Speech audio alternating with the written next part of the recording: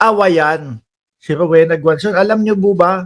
Kilala niyo, di ba? Bago tayo pumunta doon sa Kiko Barsaga, ito muna, kay Rowena Guanzon, mga boss chief amo, sir, no?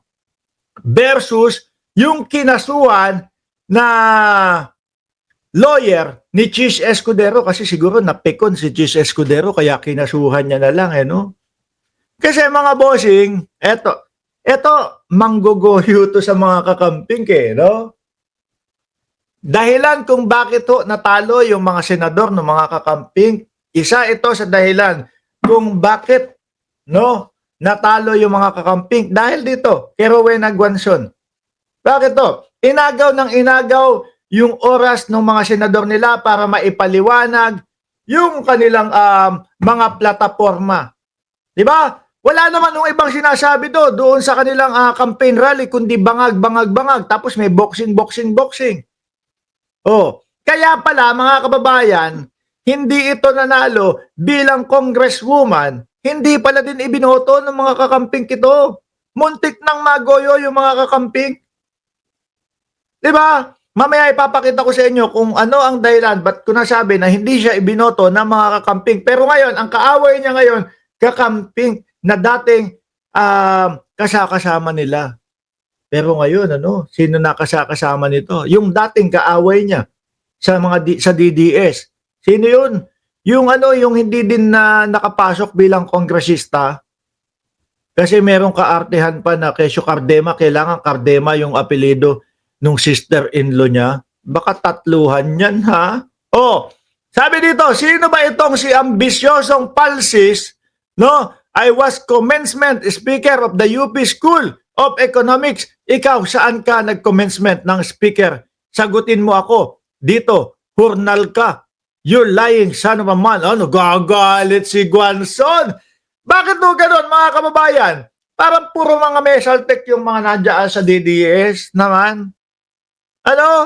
Parang puro may mga tama yung kanilang mga tinitingala. Di ba? Pambansang nanay survivor, Amor Robles, shout out sa inyo at Chai Chair. Sinagot siya ng pagkahaba-haba, Sir Archie Beroya, Dear DDS, Rowena Guanzon, isa pa din tong trying hard si Guanzon, no?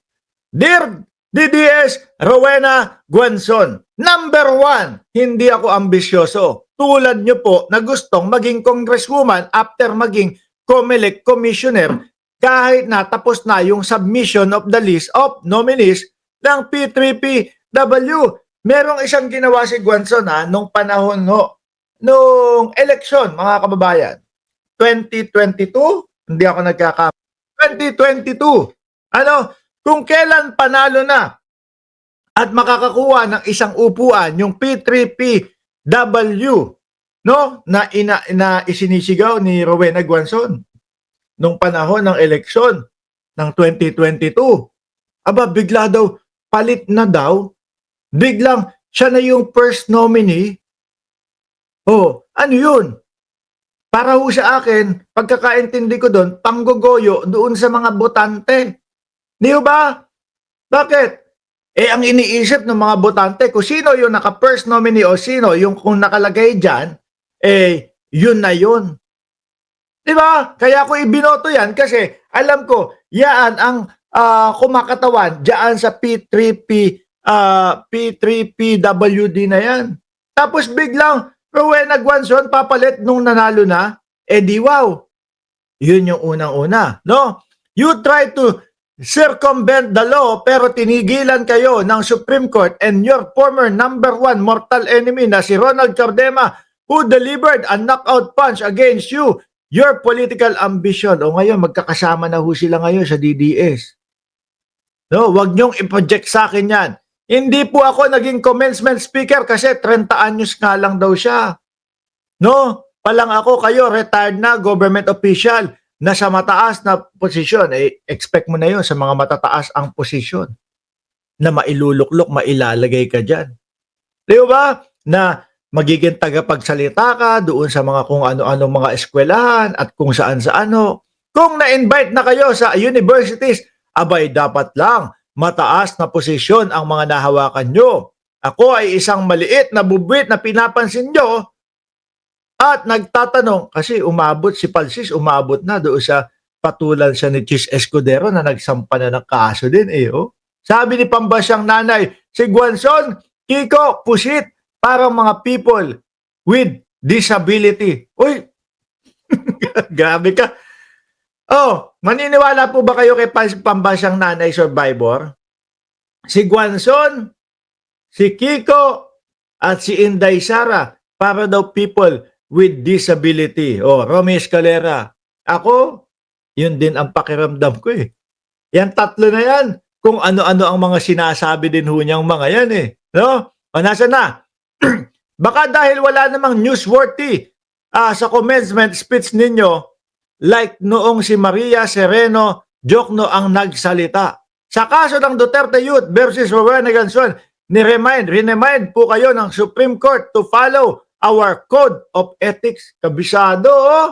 Kala mo, Guanzon, sabi ng Supreme Court, she was reminded to follow Canon 2 of the Code of Professional Responsibility and Accountability. This canon requires lawyers to conduct themselves properly in both personal and professional interaction while maintaining the dignity of the legal profession. At chuchuchu, mahaba pa oh, pero rektahin na ho natin mga kababayan. O eto, yung sinasabi din ni Jesus Palsis na kaya pala hindi nanalo dahil hindi tinangkilik noong 2022. Facts. Oh, unlike in 2022, Kakamping didn't vote for P3PWD in 2025, and so Rowena Guanzon failed to become a congresswoman. Again, sandali lang. Yung 2025 pala ang hindi siya sinuportahan. Pero yung 2022, ang suporta nung mga kakamping doon sa kung sino ho, mga kababayan, yung kanilang mismong first nominee. Hindi naman si Guanzon ho iyon eh. Hindi ho si Guanzon yun, mga boss Chipamo sir. Iba ho yun. Na nung nanalo na siya, o nung nanalo na yung P3PWD, merong isang upuan niya na nakuha, gustong palitan na ni Rowena Guanzon bigla. Ano yun? Instant panalo? Di ba sabi ni Chay Chef, pinasok din yung isa. Uy, anong pasukan yan? Kung ano-ano pinagkukwentuhan nyo dyan, ha? No. Anyway, alisin ko na ho ito, mga bossing. Ngayon, last na to. Naalala nyo ho? No, naalala nyo ho, nung nag-post si Ramon Tulfo na nagwala daw itong si Mark Villar doon sa loob ng ICI, mga kababayan.